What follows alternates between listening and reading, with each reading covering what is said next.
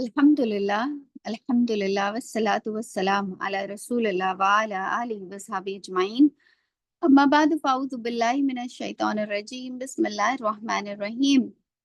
इन्नल्लाहा व मलाइकतहु युसल्लूना अलन नबी या अय्युहल्लज़ीना आमनू सल्लु अलैहि व सल्लिमु तस्लीमा। अल्लाहुम्मा सल्लि अला नबिय्यिना मुहम्मद व अला आलि मुहम्मद कमा सल्लैता अला इब्राहीम व अला आलि इब्राहीम इन्नका हमीदुम मजीद। अल्लाहुम्मा बारिक अला मुहम्मद व अला आलि मुहम्मद कमा बारकता अला इब्राहीम व अला आलि इब्राहीम इन्नका हमीदुम मजीद। रब्बि इश्रह ली सदरी व यस्सिर ली अमरी वहलुल उक़दतम मिन लिसानी यफ़क़हू क़ौली। अजीज बहनों, अस्सलामु अलैकुम व रहमतुल्लाहि व बरकातुहू। इंशाल्लाह ताला उलूमुल हदीस की आज की इस क्लास में हमने जो रोड मैप या स्ट्रक्चर या ढांचा क्रिएट किया है उसूलुल हदीस की मुख्तलिफ इस्तिलाहों का, उसमें से दो को आज हम बहुत ज़्यादा इंशाल्लाह मज़ीद डिटेल में देखेंगे। अल्लाह रब्बुल आलमीन से दुआ है कि अल्लाह ताला हमें हमारे लिए इस काम को आसान कर दे। इसमें से जो सही है वो हमारे ज़हन नशीन हो जाए, और अल्लाह रब्बुल आलमीन हमारी निस्यान को, हमारी ख़ताओं से अल्लाह रब्बुल आलमीन दरगुजर फरमाए। तो उलूमुल हदीस में हमने जो 7 डिफरेंट टाइप से जो है हमने देखा और इसको क्लासिफाई करने की कोशिश की। जो सबसे पहली टाइप ऑफ हदीस है उसमें हमने कहा कि ये हदीस जो है, ये इसकी जो क्लासिफिकेशन हो रही है, वेदर ये जो हदीस है ये डायरेक्ट आप सल्लल्लाहु अलैहि वसल्लम से है या ये इम्प्लाइड है, जिसमें आप सल्लल्लाहु अलैहि वसल्लम ने से सराहतन जो है, ना कौल है ना तकरीर है, लेकिन चूंकि ऐसा मैटर है या ऐसा मामला है जो सहाबाए कराम अपने मन से जो है वो आप सल्लल्लाहु अलैहि वसल्लम पर एस्क्राइब नहीं करेंगे। तो इसमें हमने देखा कि इसके लिए दो लफ्ज हमारे स्कॉलर्स ने इस्तेमाल फरमाया है, वो है सरीही और दूसरा है हुक्मी। ये सबसे आसान है। ऑलराइट, ये वाला, ये के सरीही सराहतन, जिसमें आप सल्लल्लाहु अलैहि वसल्लम का कॉल फेल, और आप सल्लल्लाहु अलैहि वसल्लम और हुक्मी वो है जैसा कि हमने डिस्कस किया था, जिसमें फितन या जो पेशेंट गोइयां हैं या इस किस्म की जो इंफॉर्मेशन है वो हुक्मी में इम्प्लाइड जो है उसमें आती हैं। अब हम आते हैं द सेकेंड टाइप ऑफ जो हमने क्लासिफिकेशन की है उसकी तरफ, और वो हमने की है क्लासिफिकेशन किस बेसिस पे? वो हमने की है नंबर की बेसिस पे, कि नंबर ऑफ रावी जो है वो कितने हैं, कि वो किस स्टेट में जो है हमारे पास पहुंची है। The state in which we receive the हदीस, इट हैज रीच्ड अस। या जिसे हम कहेंगे, इसको दूसरा कहने का जो अंदाज है वो ये कि नंबर ऑफ नरेटर्स या तादाद के लिहाज से। तो उसमें हमने देखा कि यहाँ पर हमारे पास दो अहम टाइटल्स हैं। एक है मुतवातिर, जो तवातुर से हम तक पहुंचा है, और एक है आहाद। मुतवातर जो है जिसे कॉन्सेक्यूटिव भी कहा जा रहा है, इसकी बहुत सारी शर्तें हैं। अब आज इंशाअल्लाह ताला हम मुतवातिर और आहाद को मजीद डिटेल में समझने की कोशिश करेंगे। मुतवातर जो है इसमें इसकी कुछ शुरूत है, इसकी कुछ शराइत हैं जो हमारे स्कॉलर्स ने हमें बताई हैं। और मुतवातिर जो है उसकी भी मजीद दो ब्रांचेस हैं। एक है मुतवातर अल लफ्जी, जैसा कि लफ्जी, और मुतवातर अल मानी। तो मानवी या लफ्जी, लफ्जी यानी वो मुतवातर थ्रू वर्ड्स भी है, और मानवी का मतलब होगा कि जिसमें वर्ड्स आप सल्लल्लाहु अलैहि वसल्लम के मुतवातिर नहीं हमें मिले हैं, لیکن اس کی جو میننگ ہے وہ متواتر سورسز سے ہمارے پاس آ رہی. متواتر کیا ہے؟ متواتر میں یہ معین نہیں ہے کہ کتنے نریٹرز ہونے چاہیے، اس کی تعداد، بہت زیادہ تعداد صرف ہمیں اسکالرز یہ بتاتے ہیں. اب کچھ احادیث ایسی ہیں جن کی سند جو ہے یا جو ہمیں 73 ڈفرینٹ نریشنز سے جو ہے وہ ملتی ہے. تو آپ دیکھیں کہ کچھ جو ہے اس میں 62 ہمارے پاس نریشنز ہیں. تو اس کی ایک کوئی تعداد جو ہے مقرر نہیں ہے. صرف ہمارے اسکالرز ہم سے کہتے ہیں کہ متواتر وہ ہے جس کو بہت سارے لوگوں نے جو ہے کہ تھرو چین آف نریشن سے نمبر آف جو اس کے راوی ہیں، جو ان کی تعداد ہے، وہ بہت زیادہ ہے. تو جو شرائط ہمارے لیے ہمارے سامنے ہمارے اسکالرز نے رکھی ہے وہ یہ سب سے پہلی کہ اس کو بھاری تعداد جو ہے وہ روایت کرے. سب سے پہلی جو اس کی شرط ہے. دوسری شرط یہ ہے کہ ایسا نہیں ہے کہ صرف صحابی کے مقام پہ بہت سارے صحابہ کرام ہیں جو اس کو جو ہے ٹرانسمٹ کر رہے ہیں، بلکہ ہر لیول پہ. دیکھیں لاسٹ ٹائم بھی ہم نے ایک ڈائیگرام دیکھا تھا کہ جیسے ہم کہہ رہے ہیں کہ فار ایگزامپل ایک حدیث ہے جسے سی نے جو ہے وہ بیان کیا، یہ ہمارے تک آئی. جیسے امام بخاری جو ہیں انہوں نے سی سے سنا. اب سی نے جو ہے وہ بی سے سنا، بی نے جو ہے اے سے سنا، اے نے جو ہے ان کے پاس وہ آئی ہے ایک تابعی کے ذریعے، اور ان کے پاس آئی ہے ایک صحابی کے ذریعے، اور پھر جو ہے یہ پہنچتی ہے ہمارے، یعنی ہمارا جو سورس ہے وہ ہے پروفٹ صلی اللہ علیہ وسلم، ہمارے نبی اکرم صلی اللہ علیہ وسلم. تو یہ سورس ہے ہمارا. یہ جو ہے یہ جو پوری چین ہے یہ ہماری سند ہے. اب اس سند کو پرکھنے کے بہت سارے اصول ہیں جس کو ہم پڑھ رہے ہیں. All right. اب یہ جو تواتر ہے اس کی جو شرط ہے وہ یہ کہ ہر لیول پہ بہت سارے لوگ ہونا چاہیے. صحابی کے لیول پہ بھی بہت سارے صحابہ نے سے جو ہے روایت کیا ہو، تابعی کے لیول پہ اسے بہت سارے تابعی نے جو ہے وہ روایت کیا. اسی طرح اے بی اور سی کے لیول پہ بھی بہت زیادہ لوگ ہوں جن کے ذریعے سے ہم تک یہ حدیث پہنچی ہوں، تو وہ جو ہے پھر تواتر تک پہنچتی ہے. تیسری شرط یہ ہے کہ اتنے سارے لوگوں کا اس معاملے کے بارے میں جھوٹ بولنا جو ہے وہ محال ہے. All right. اتنے سارے لوگ اگر ایک بات کہہ رہے ہیں اس تعلق سے اس پرٹیکولر مسئلے میں، تو یہ محال ہے کہ سب کے سب جھوٹ بول رہے ہوں. پھر یہ کہ یہ جو انفارمیشن، یہ جو خبر وہ ہمیں دے رہے ہیں، اس کا اعتماد جو ہے وہ حس پہ کیا جائے. حس یعنی وہ صاف کہیں کہ ہم نے ایسا دیکھا، ہم نے ایسا سنا.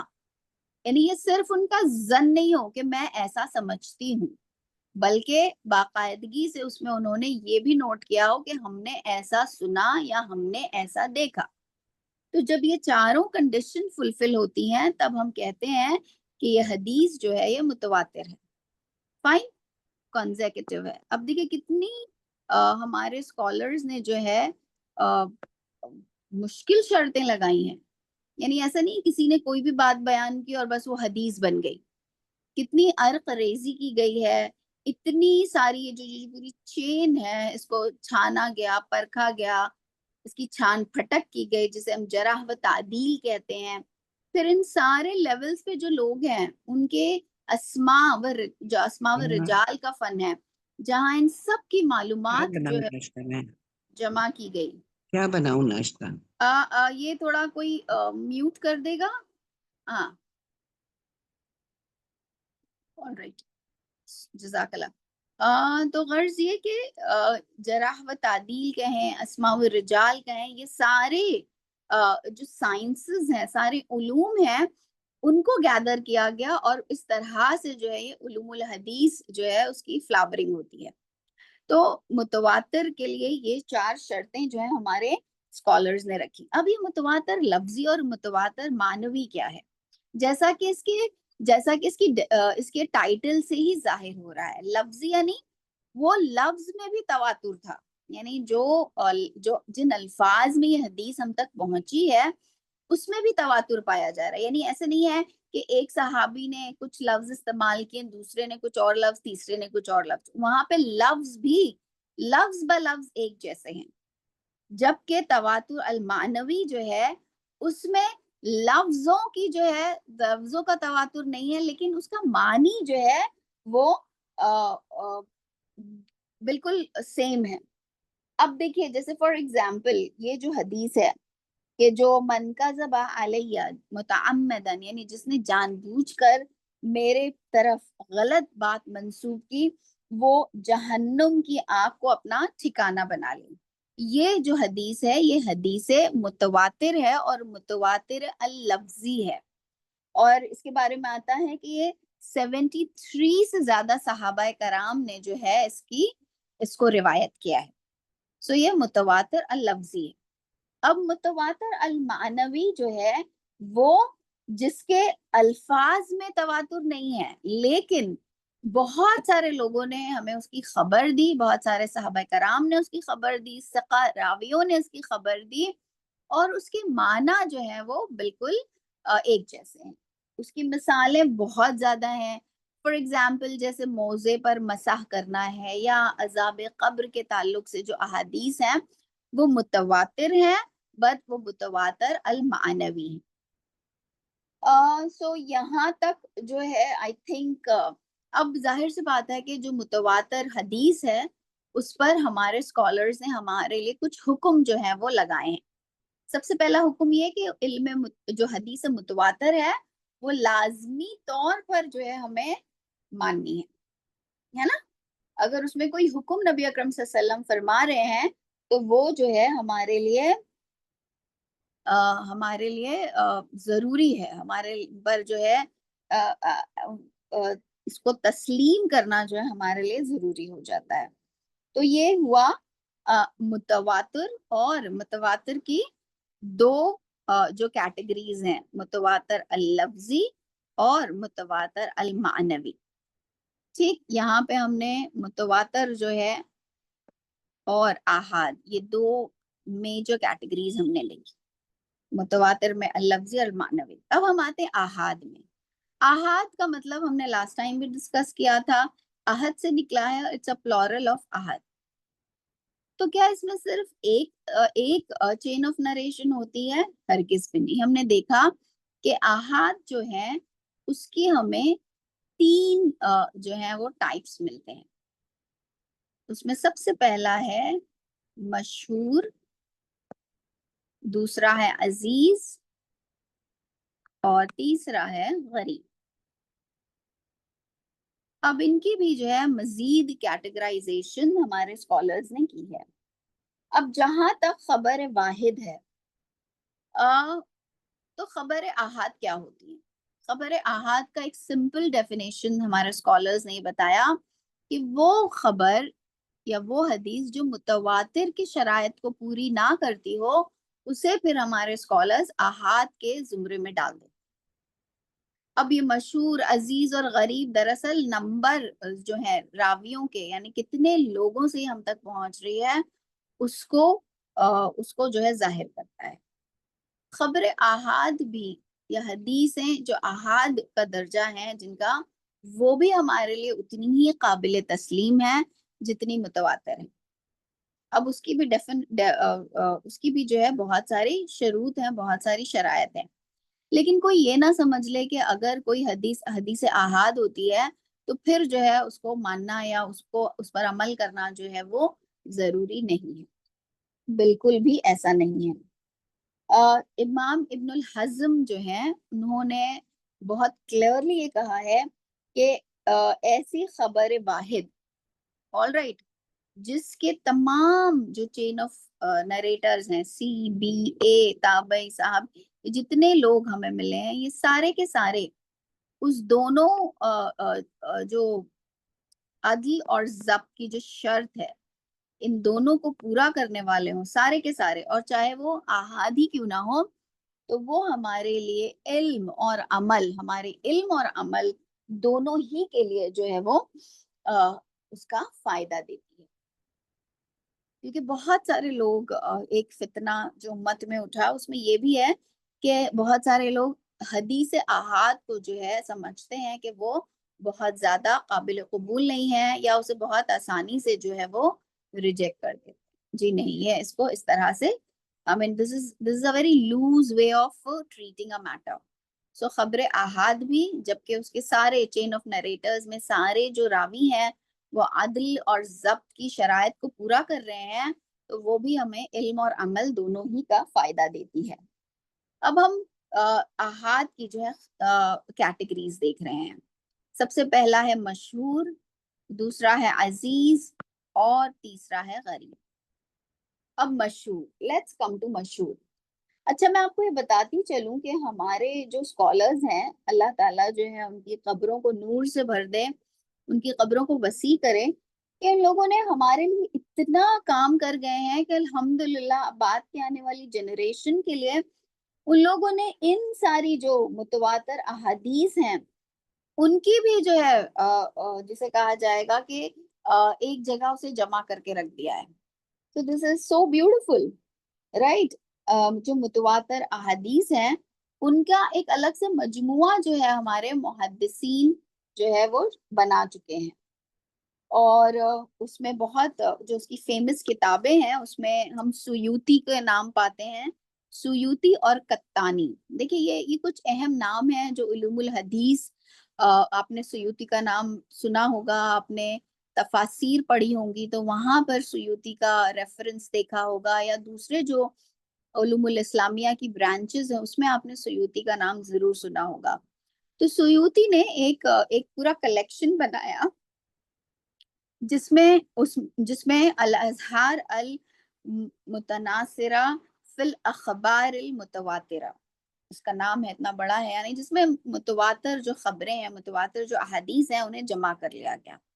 اب یہ کیونکہ بہت زیادہ تھا تو پھر انہوں نے جو ہے اس کا ایک ایبریج بھی اس کو بنایا، and that is called as قطوف الاظہار. یہ خود سیوطی نے ہی اپنے ہاتھوں سے کیا، اور اس کے بعد قطانی نے جو ہے حدیث متواتر جو ہے اس کے اوپر جو ہے ایک کلیکشن کمپائل کیا. تو دیکھیں الحمدللہ جو نالج حاصل کرنا چاہتا ہے اس کے لیے جیسا کہا جائے نا اسکائی از دا لمٹ، تو ہمارے اسکالرز آلریڈی الحمدللہ اتنا سب کچھ جو ہے وہ کر چکے ہیں. اب چلیے ہم آتے ہیں خبر احاد کی جانب، جس میں ہم نے دیکھا کہ اس کی جو میجر ڈیفینیشن ہے خبر احاد کی وہ یہ ہے کہ وہ حدیثیں جو متواتر کے جو شرائط ہیں انہیں پورا نہیں کر سکتی، انہیں جو ہے احاد کیٹیگری میں ہمارے اسکالرز نے ڈالا. اب احاد کی 3 قسمیں ہیں، مشہور، عزیز اور غریب. Now let's decode مشہور. مشہور کے معنی میں نے آپ کو کرسری جو ہے اس کے معنی بتائے تھے. اب جو ہے انشاءاللہ تعالی ہم اس کو اور زیادہ گہرائی میں سمجھنے کی کوشش کریں گے. مشہور ہمارے اردو زبان کا بھی لفظ ہے، مشہور جو بہت فیمس ہے. یہی وجہ ہے کہ یہ لفظ جو ہے صرف علوم الحدیث کے طور پر ایک اصطلاح یا ایک ڈیفینیشن کے طور پر نہیں، بلکہ بہت لوزلی بھی علوم الاسلامیہ میں استعمال ہوا ہے. لوزلی استعمال ہوا ہے تو کیا مطلب ہے؟ یعنی ضروری نہیں ہے کہ وہ جو اصطلاحی معنی ہے مشہور کا، یعنی ہر لیول آف نریشن پہ 3 سے زیادہ جو ہے وہ روایت کرنے والے ہونا چاہیے. بٹ اس کے علاوہ وہ باتیں جو آلریڈی لوگوں میں مقبول تھی، لوگوں میں عام تھی، لوگوں میں مشہور تھی، اسے بھی جو ہے لوزلی ہمارے اسکالر جو ہے مشہور کہہ دیتے ہیں. اسی لیے اس کے لیے ایک اور ٹائٹل جو ہے وہ رکھا گیا ہے جسے کہا جاتا ہے مستفید. مستفید. اب یہ مستفید، یہ جو مستفیض ہے، المستفید، یہ المستفید جو ہے یہ دراصل چند اسکالرس کے نزدیک یہ سینونیم ہے مشہور کا، اور اگر اس کی اور گہرائی میں جائیں تو المستفید جو ہے ان پرٹیکولر ہے، جو مشہور کی شرائط ہیں اس پر پورا اترتا ہے، لیکن چونکہ مشہور کا لفظ ہمارے علوم الاسلامیہ میں یا علوم الحدیث میں ان حدیثوں کے لیے بھی استعمال ہوتا ہے جو مشہور تھی، لیکن ٹیکنیکلی جو مشہور، جو اصطلاحی اس کا معنی ہے، اس کو فلفل نہیں کرتی تھی. آل رائٹ، تو انہیں بھی مشہور کہا گیا. اسی لیے اس سے ممیز کرنے کے لیے، اس سے ممتاز کرنے کے لیے پھر ہمارے اسکالرز نے ایک اور ٹائٹل جو ہے اسے دیا، اور وہ ٹائٹل ہے المستفیض کا، کہ وہ جو ہر لیول پر جو ہے 3 سے زیادہ نریٹرز ہیں جس کے پاس، اور جس کا انتہا اور جس کا آخر، یعنی جہاں سے وہ سٹارٹ ہوئی ہے اور جہاں پہ وہ اینڈ ہوتی ہے، اس میں سب میں جو ہے نمبرز ایکول ہوں. ایسا نہیں ہو کہ کہیں پر جو ہے تعداد زیادہ ہے اور کہیں پر کم ہو گئی ہے. سو اس کے بوتھ دا اینڈز جو ہیں اس کے اسناد کے وہ ایکول ہوں، اور یہ جو ہے مشہور کا سینونیم ان دا وے، جو ٹیکنیکلی مشہور کی جو شرائط ہم نے عائد کی ہیں اس پہ یہ پورا اترنا چاہیے. تو اس طرح سے انہیں مشہور جو ہے ان حدیثوں کو کے لیے ایک اور نام ہمیں پتا چلا، اور وہ ہے المستفی. اب دیکھیے ہمارے اسکالرز نے المستفیض جو ہے اور المشہور، خاص طور پہ المشہور جو ہیں، جو لوگوں کے زبانوں پر جو ہے بہت زیادہ مشہور ہیں، یعنی لوگ ان سے واقف ہیں، ان حدیثوں کی بھی جو ہے ایک کلیکشن تیار کر دیا. ان حدیثوں کی بھی جو ہے کلیکشن ہمارے اسکالرز ہمارے لیے تیار کر کے جا چکے ہیں، تاکہ اگر ہمیں دیکھنا ہے کہ وہ مشہور حدیثیں کون سی تھیں جو بہت زیادہ ویل نون ہیں، جو بہت زیادہ جس سے لوگ واقف ہیں. اس میں سخاوی کی ہے، پھر ایک اجلونی ہے، اور ایک شیبانی ہے. یہ 3 اسکالرز ہیں جو بہت زیادہ اس رسپیکٹ میں مشہور ہیں کہ ان کی کتابیں ہیں جن کتابوں میں مشہور جو حدیثیں ہیں انہیں کمپائل کر دیا گیا ہے. اس کے بعد اب ہم آتے ہیں، I think یہاں تک it's clear, right؟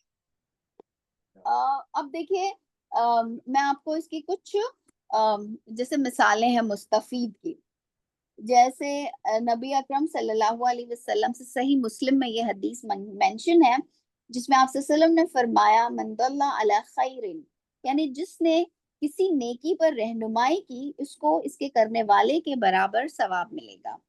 یہ احاد ہے مگر یہ مشہور ہے. تو پھر اسی طرح سے ایک حدیث ہے جو امام ترمذی نے اس کو روایت کی ہے اپنی کلیکشن میں، اور اس حدیث کو حسن کا ہے. اب آپ کہیں گے کہ یہاں تو ہم مشہور احاد کو پڑھ رہے ہیں، تو پھر یہ حسن کیسے وہ اس کو کیٹیگرائز کر رہے ہیں؟ انشاءاللہ جب ہم صحیح اور حسن کی کیٹیگرائزیشن پر آئیں گے انشاءاللہ آج ہی، تو ہم اس کو اور ڈیٹیل میں سمجھنے کی کوشش کریں گے کہ حسن جو ہے، جب کسی حدیث کے بارے میں کہا جائے کہ وہ حسن ہے تو وہ کن شرطوں پر جو ہے اترتی ہے، پورا اترتی ہے، تب اسے حسن کا ٹائٹل دیا جاتا ہے. تو یہ حدیث العجلۃ من الشیطان، کہ جلد بازی شیطان کی طرف سے ہے، یہ بھی جو ہے احاد اور مشہور حدیث جو ہے اس کی ایگزامپل ہے. تو دیکھیں ہم لوگوں کا جو ہمیشہ سے طریقہ یا رویہ ہوا ہے حدیثوں کو پڑھنے کا، کہ ہمیں تو صرف یہ پڑھنا ہوتا ہے کہ اس حدیث میں کیا لکھا ہوا ہے نا. ہم تو بہت ساری مرتبہ اس پر دھیان بھی نہیں دیتے کہ جو پوری چین ہے وہ کہاں سے آ رہی ہے. ظاہر سی بات ہے کہ وہ ایک بہت ہی ٹیکنیکل قسم کا علم ہے، چونکہ اس کی knowledge as a commoner, as a believer, جب میں حدیث کی کتابیں پڑھ رہی ہوں تو میرا جو موقف ہوتا ہے وہ یہ کہ میں نبی اکرم صلی اللہ علیہ وسلم کی سنتوں سے، نبی اکرم صلی اللہ علیہ وسلم کے دیے گئے احکامات سے روشناس ہونا چاہتی ہوں، میں اسے معلوم کرنا چاہتی ہوں تاکہ پھر اسے میں اپنی زندگی میں اپنا سکوں. تو مجھے اس بات سے کوئی بہت زیادہ، اور چونکہ we are not trained into it, it's a specialised branch of knowledge جس میں ہر کوئی جو ابھی دیکھیے جب آپ اسے پڑھ رہے ہیں تو آپ کو اندازہ ہوگا کہ اس کی ایک جو ٹرمینالوجی ہے وہ بھی کتنی جانچ پرکھ کر کے جو ہے وہ رکھی گئی ہے، اور اس کے پیچھے ایک پورا سائنس انوالوڈ ہے.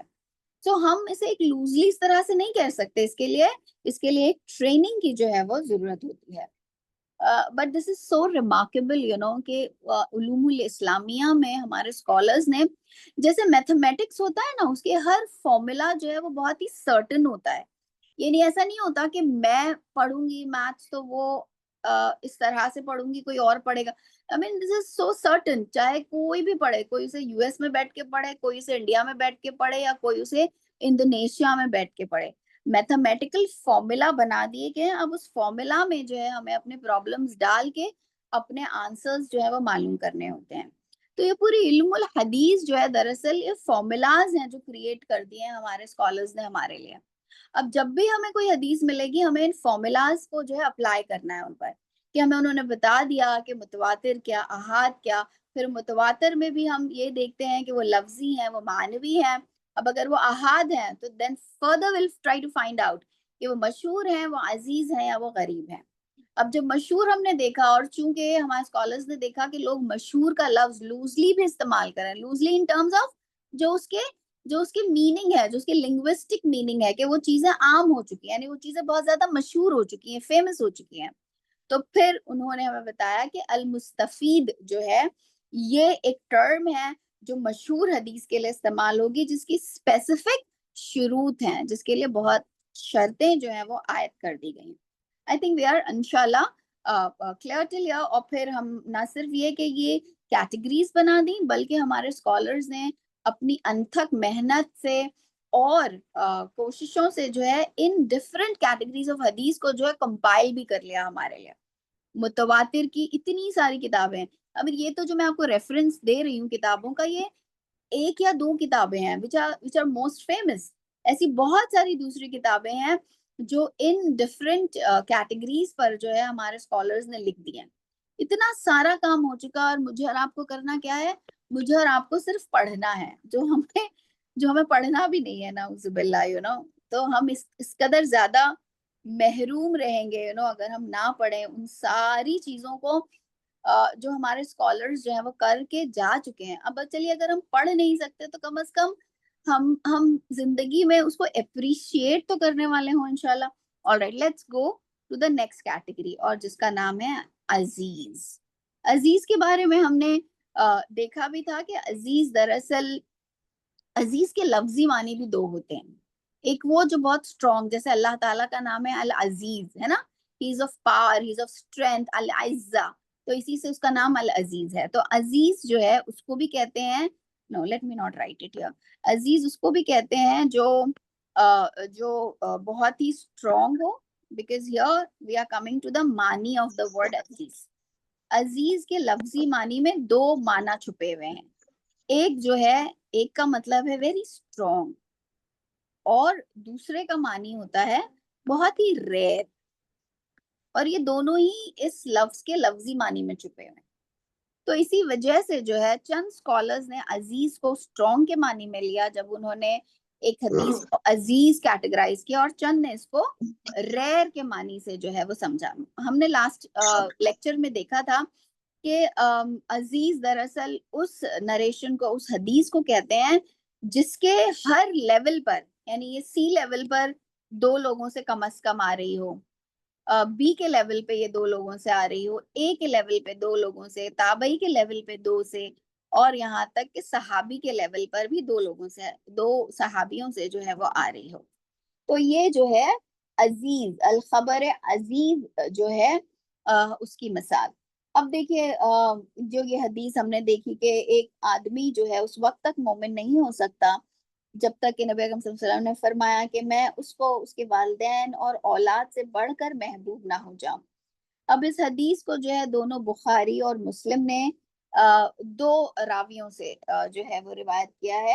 فار ایگزامپل امام مسلم نے سیدنا انس سے، اور امام بخاری نے ابو ہریرہ سے روایت کیا ہے. تو اب اس کا نام جو ہے عزیز اس لیے رکھا گیا کہ یہ جو ابو ہریرہ سے جو ہمیں سند مل رہی ہے، that is a very strong chain. یہ چین بہت مضبوط ہے بیکاز اس میں سارے جو لوگ شامل ہیں وہ بہت ہی ثقہ راوی ہیں, تو اس وجہ سے یہ عزیز ہیں.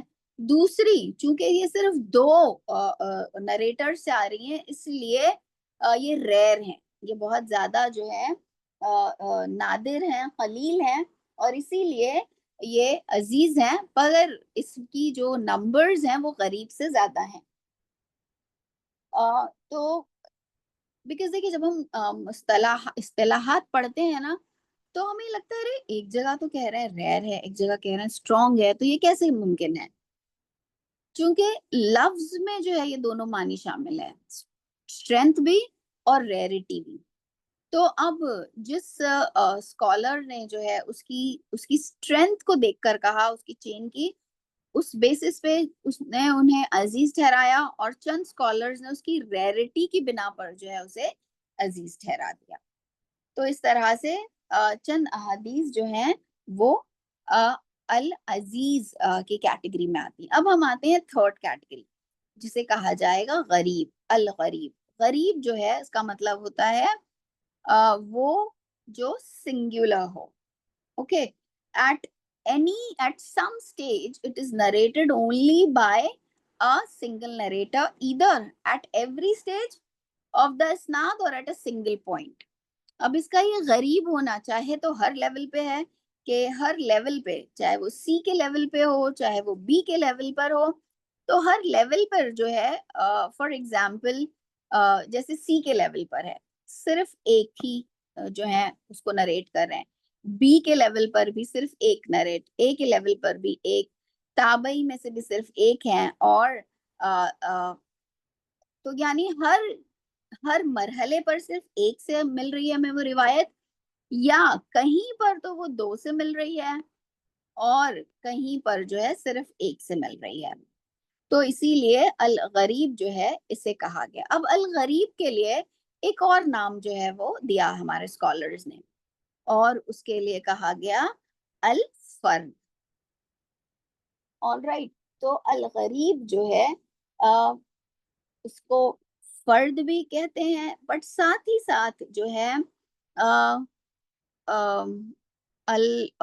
اس کی جو زیادہ فیمس کلاسیفیکیشن ہے وہ ہے الغریب جو مطلق اور الغریب ان نسبی. تو ہم جو ہے اس اصطلاح کو یاد رکھیں گے. Late me not give you that فرد وہ خالی میں نے آپ کو بتایا کہ جیسے المستفید کچھ لوگ مشہور کے لیے استعمال کرتے ہیں, کیونکہ فرد واحد, فرد یعنی ون نا, تو اس وجہ سے غریب کو فرد بھی کہا جاتا ہے. All right, because it is narrated by a single companion. اب غریب جو ہے اس کی فردر کلاسیفیکیشن ہے. اب وہ کیا ہے؟ الغریب المطلق اینڈ الغریب النسبی.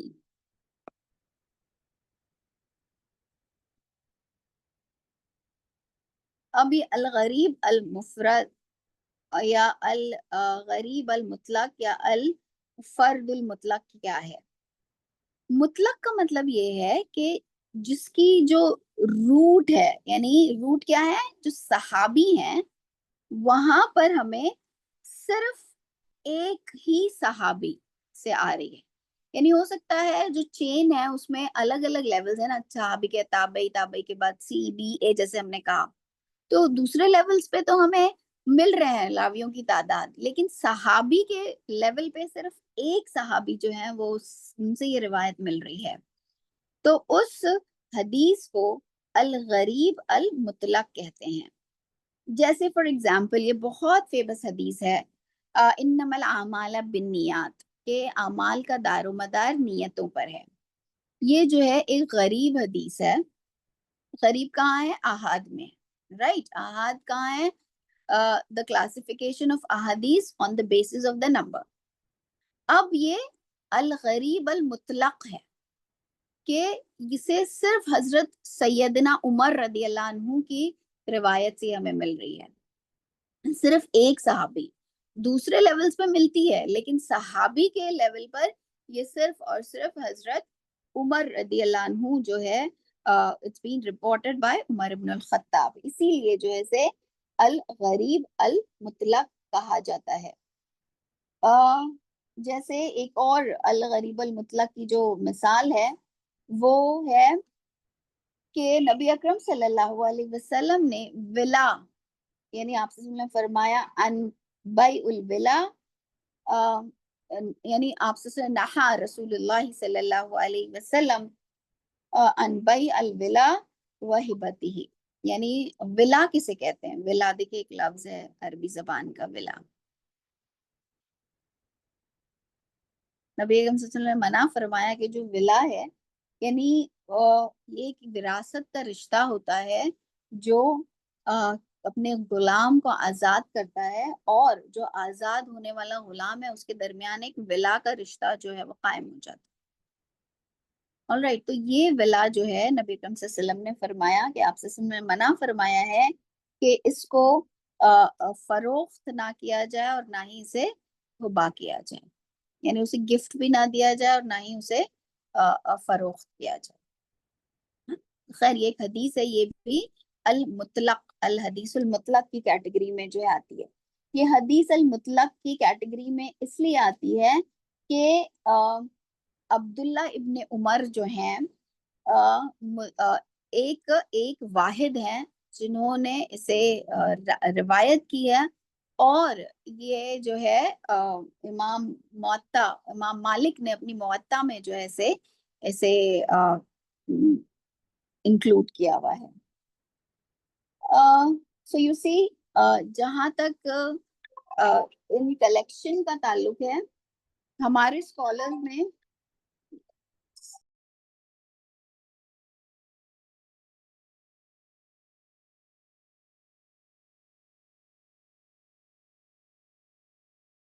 آپا آپ کا مائک انمیوٹ ہو گیا ہے، میوٹ ہو گیا آپا، سوری.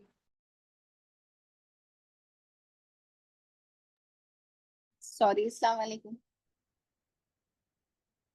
سو المطلق کی مثال میں ہم نے یہ دیکھا کہ دو حدیثیں میں نے آپ کو بتائی، رائٹ.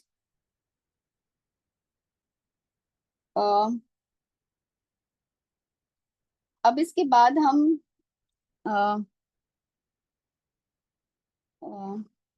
آتے ہیں النسبی پر. الحدیث النسبی. النسبی جیسا کہ اس کے نام سے جو ہے وہ الغریب النسبی. نسبی کا مطلب ہوتا ہے ریلیٹو.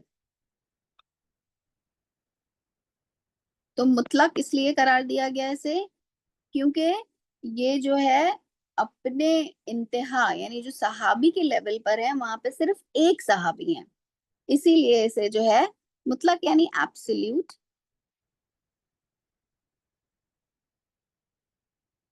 اور ایبسلیوٹ جو ہے بیکاز اس کا الغریب المطلق نام دیا گیا. النسبی جو ہے وہ ریلیٹو، یعنی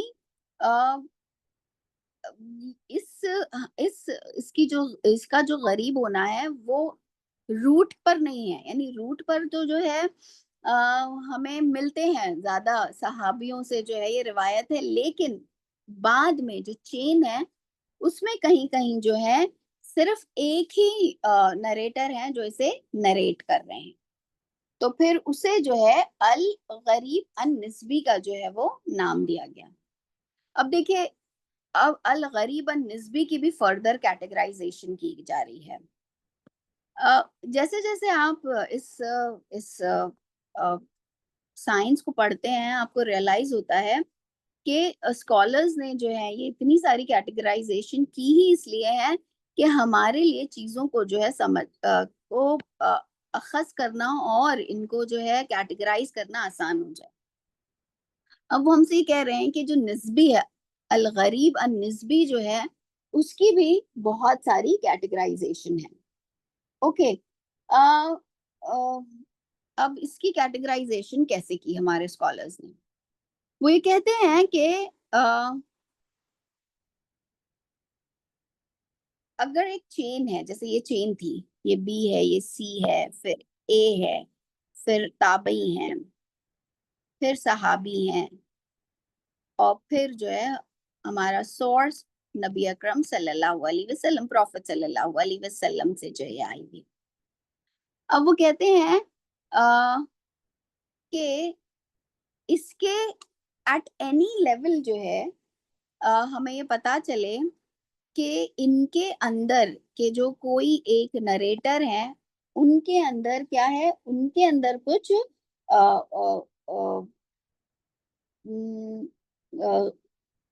ان کے اندر جو ہے کچھ فلا ہے۔ اب وہ فلا کس وجہ سے؟ جیسے کہ ان کی جو ثقہ ہے، یعنی وہ بہت زیادہ ثقہ یا ریلائبلٹی پر جو ہے ان کے کویسچن ہے۔ اوکے، تو جیسے تو ہماری جو بک آف حدیث ہے اس میں لکھ دیا جاتا ہے کہ یہ حدیث جو ہے ہم تک پہنچتی ہے صرف ان جو صحابہ کرام ہیں جن میں سے اور یہ راوی ہیں جو بہت زیادہ ثقہ نہیں ہیں، تو اس کی وجہ سے جو ہے یہ الغریب النسبی کی لیول پر پہنچ جاتی ہے۔ پھر یہ کہ چین میں کہیں پر بھی، جیسا کہ ہم نے پہلے ہی کہا، نریٹ کرنے والے صرف ایک ہوں، یا تو وہ بی کے لیول پہ یا سی کے لیول پہ یا اے کے لیول پہ، کہیں پر بھی کوئی ایک ہی جو ہے اسے نریٹ کر رہا ہو۔ اب ایسا ہو کہ یہ حدیثیں جو ہیں وہ ایک پرٹیکولر ٹاؤن کے، جیسے یہ صرف اور صرف عراق کے لوگ جو ہیں، صرف عراق ہی کے لوگ اسے روایت کر رہے ہیں، اور وہ سارے کے سارے لوگ جو ہیں اسے سنا ہوا ہے انہوں نے طائف کے لوگوں سے۔ تو یہ حدیث ہمیں کہیں اور سے نہیں مل رہی ہے، صرف عراق سے مل رہی ہے۔ یعنی میں ایگزامپل دے رہی ہوں کہ the people of such a town, جنہوں نے ایک پرٹیکولر دوسرے ٹاؤن ہی کے لوگوں سے جو ہے وہ اسے سنا ہوا ہے، تو ایسی احادیث کو بھی غریب النسبی کا جو ہے وہ ٹائٹل دیا جاتا ہے۔ اوکے، تو یہ دونوں جو ہے چیزیں اس میں شامل ہوتی ہیں جو اس کو الغریب النسبی جو ہے وہ بنا دیتی ہیں۔ پھر یہ کہ اس کا متن جو ہے، ابھی دیکھیں متن کی جو کلاسیفیکیشن ہے اس کی ایک الگ سائنس ہے، ابھی ہم علم الاسناد پڑھ رہے ہیں، اس کے لیے جو ہے درایت کا علم جو ہے وہ ٹائٹل دیا ہوا ہے اور اس کی اپنی الگ کلاسیفیکیشن ہے۔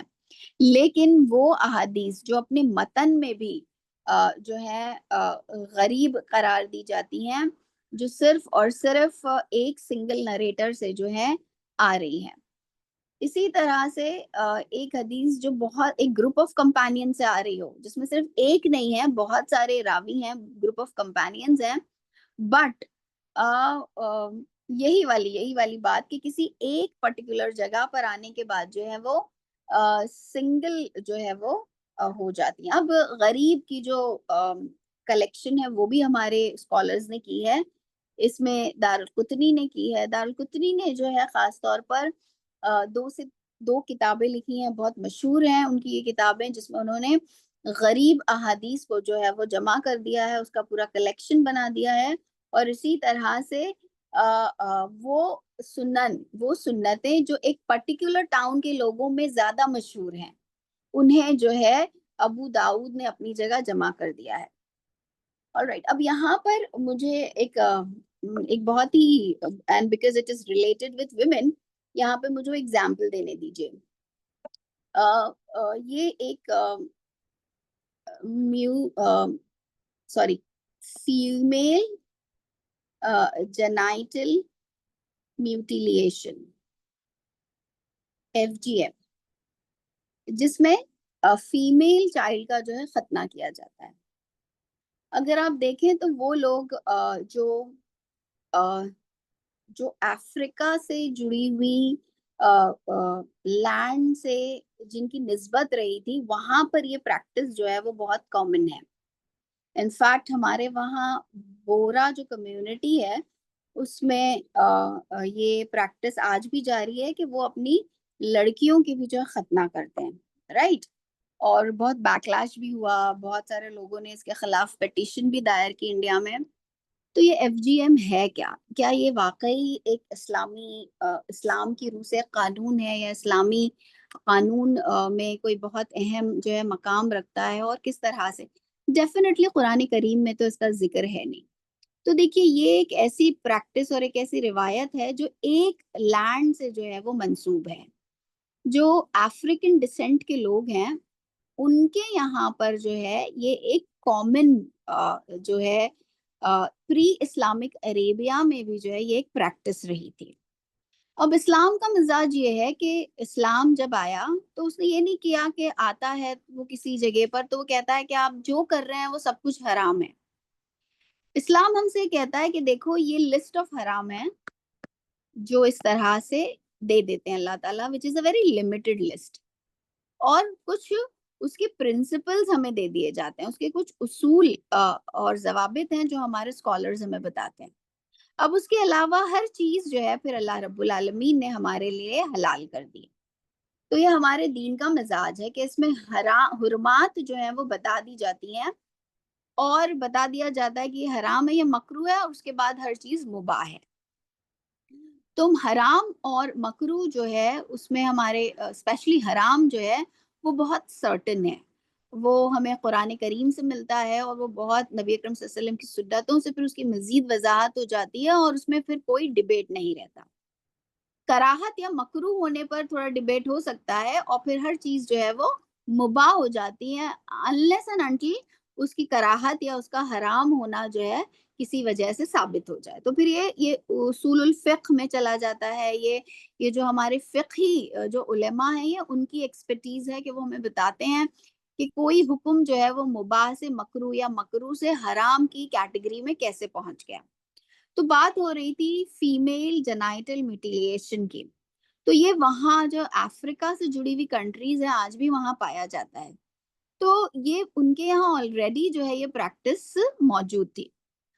نبی اکرم صلی اللہ علیہ وسلم کی سیرت میں اگر ہم دیکھیں تو ہم دیکھتے ہیں کہ بہت سارے افریقی نژاد لوگ جو ہیں وہ عرب میں بھی موجود تھے. بہت سارے سلیوز تھے جو بالکل گھل مل گئے تھے مکہ کی پاپولیشن کے ساتھ. اسی طرح مدنی دور میں بھی ہم دیکھتے ہیں کہ بہت سارے افریقی نژاد لوگ ہیں. خاص طور پر ایک افریقی نژاد شخص جس کا ذکر حدیث میں یا جس کا ذکر سیرت میں آتا ہے وہ وحشی ہے. وحشی آپ سب جانتے ہیں, وہ جنہوں نے حضرت حمزہ رضی اللہ عنہ جو ہے ان کا جو مسئلہ کیا تھا, وہ جس نے ہند کے کہنے پر جو ہے اساسینیٹ کیا تھا حضرت حمزہ رضی اللہ عنہ کو جنگ احد کے میدان میں. تو یہ جو وحشی تھا جب حضرت میں نے ریکارڈ پہ ہے سیرت میں کہ جب حضرت حمزہ کو ڈھونڈ رہا ہوتا ہے نا, وہ لڑنے نہیں آتا, اس کی کوئی لڑائی مسلمانوں سے نہیں ہوتی ہے. He is been hired as a mercenary. وہ ہند کی جو ہے بہاف پر وہ جاتا ہے, اور ہند جو ہے اپنے چچا, اپنے والد اور اپنے بھائی کے قتل کا بدلہ لینے کے لیے جو ہے جو جنگ بدر میں مر جاتے ہیں, جو قتل کر دیے جاتے ہیں, ان کا بدلہ لینے کے لیے اسے ہائر کر دیے وحشی کو. بیکاز یہ وحشی جو ہے اس کا نشانہ بہت ہی اچھا ہے, یہ کہیں دور سے بھی بالکل صحیح جو ہے وہ نشانہ لگا سکتا ہے. تو یہ وحشی جو ہے یہ جاتا ہے اور یہ ہائر اسے کیا گیا, اور یہی جو پھر حضرت حمزہ رضی اللہ عنہ کو جو ہے شہید کرتا ہے جنگ احد کے میدان میں. تو یہ وحشی جس طرح سے اسے ایڈریس کیا گیا ہے, اس کی جو ماں تھی وہ دراصل یہ عورتوں کا ختنہ ناٹ عورتیں سوری بچیوں کا جو فیمیل چائلڈ ہوتا ہے اس کی ختنہ کرتی تھی. سو عرب میں جو ہے اسے بہت زیادہ اس کو اچھی نظروں سے نہیں دیکھا جاتا تھا. جب حضرت حمزہ رضی اللہ عنہ بھی اسے ایڈریس کرتے ہیں وحشی کو, تو اسی طرح سے کہ اے وہ شخص you belong to that family جس کی ماں جو ہے یہ ختنے کا کام کرتی, جو بہت اچھے اس میں نہیں مانا جاتا تھا. تو یہ ایک ایویڈنس پیش کیا جاتا ہے اگینسٹ دا فیمیل جینائٹل میوٹیلیشن. اور تو میں نے یہ انسیڈنٹ یا یہ بات آپ کے سامنے اس لیے رکھی, یہ بتانے کے لیے کہ کچھ چیزیں کسی ایک علاقے میں جو ہیں وہ بہت زیادہ عام ہوتی ہیں, اور پھر لوگ اس پر مذہب کا بھی جو ہے وہ رنگ چڑھا دیتے ہیں. اب آپ کو ایک دوسری اگزامپل دیتی ہوں. ہمارے انڈیا میں چونکہ ہندوؤں میں جہیز لینے کا بہت زیادہ رواج ہے. لڑکی جو ہے شادی کے وقت جہیز دیتی ہے. جہیز دیتے ہیں ان کے ہندوؤں کے یہاں. اب اس کی بہت ساری لاجک وہ بیان کرتے ہیں. ہندوؤں کے وہاں مہر کا کوئی کانسیپٹ نہیں ہوتا. ہندوؤں کے مذہبی جو ان کا جو پورا اسٹرکچر ہے اس میں کنیا کو دان کر دیا جاتا ہے, تو اس کی اب کوئی ریلیشن شپ جو ہے اپنے میکے سے پھر نہیں رہتی. ہم نے پال پوس کے آپ کو بڑا کر دیا, اب آپ جائیے, آپ کے کھانے پینے یا جو بھی آپ کا سامان جتنا ہے ہم آپ کا جہیز دے کر آپ کو بھیج رہے ہیں. اور ہسبینڈ جو ہے ایک وکٹر کی طرح, ایک فاتح کی طرح آتا ہے, ڈھول بجاتے پیٹتے اور ایک فاتح کی طرح آ کے جیسے اس نے کوئی ٹرافی حاصل کر لی ہو, کوئی چیز وہ جیت گیا ہو, اور اب جو ایک فاتح کی طرح اسے لے کر جاتا ہے بارات میں. تو یہ جو پوری رسمیں ہیں, یہ جو پوری شادی ہے, یہ دراصل اس کے پیچھے ایک معنویت چھپی ہے جو اس کو سگنیفائی کرتی ہے. اب اسلام میں جو ہے ہم یہ دیکھتے ہیں کہ بہت سارے جو مسلمان ہیں, ظاہر سی بات ہے کہ ہم اس سے متاثر ہوئے. ایسا ہوتا ہی نہیں ہے کہ ہم دوسروں سے متاثر نہ ہوں یا ہم دوسروں کو متاثر نہ کریں.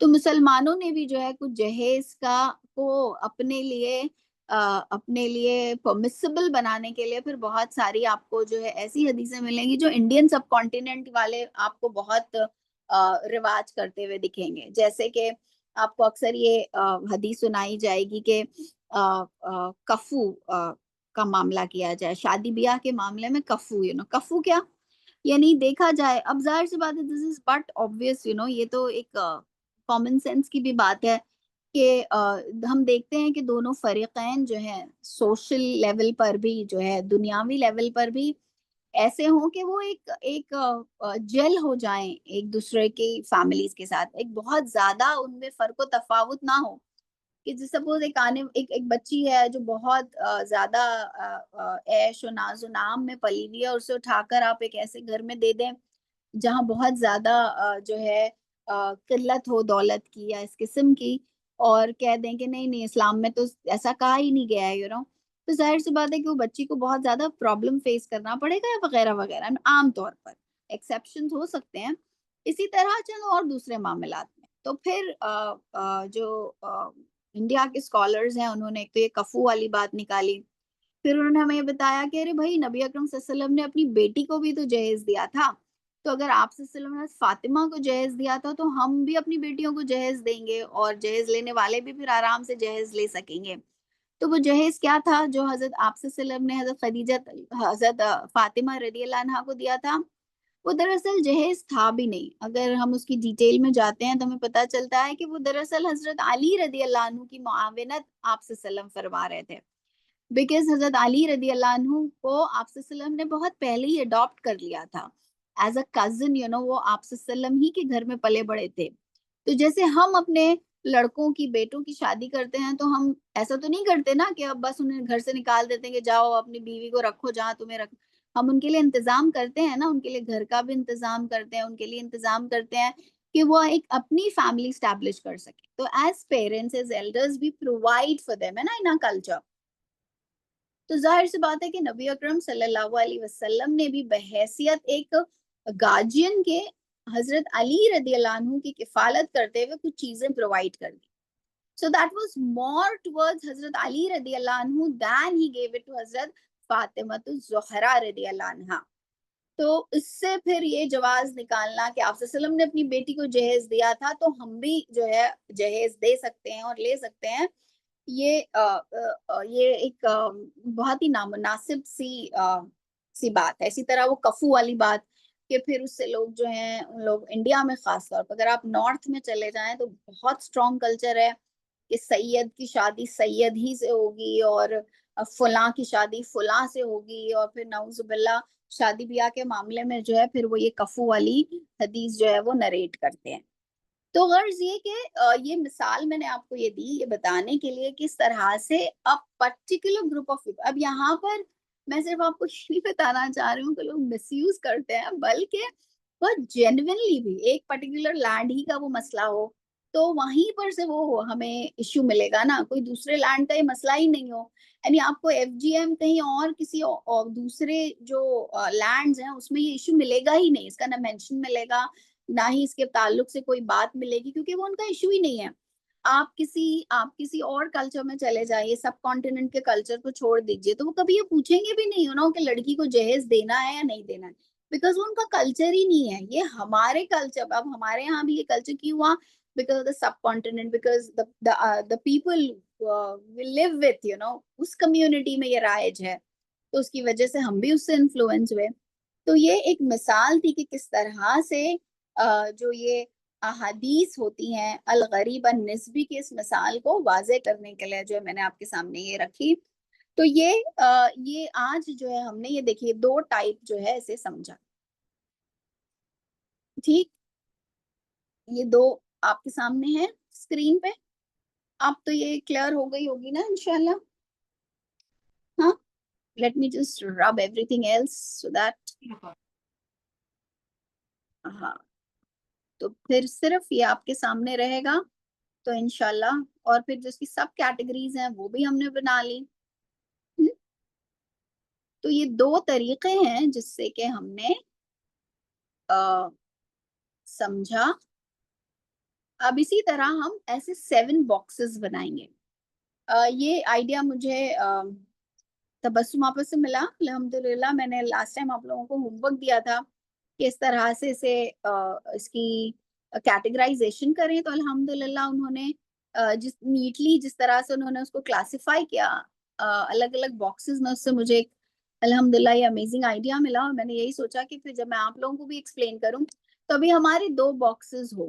اب انشاءاللہ تعالی ہمیں مزید ایسے اور 5 باکسز جو ہیں وہ لرن کرنے ہیں انشاءاللہ.